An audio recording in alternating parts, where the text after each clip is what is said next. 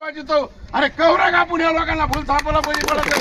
अरे सगळ्या धनगर समाज बांधवांना माझी एकच विनंती आहे, इथून पुढे कुठल्याही पक्षाचा नेता येऊ त्याला आपण 10 जणांनी विचारायचं, आमच्यासाठी तुम्ही बोलणारच काही जाऊ।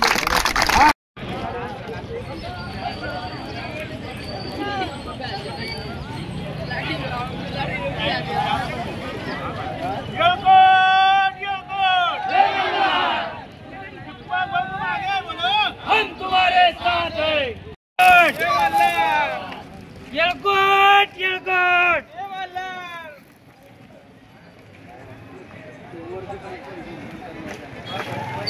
विशालला सांगा, विशाल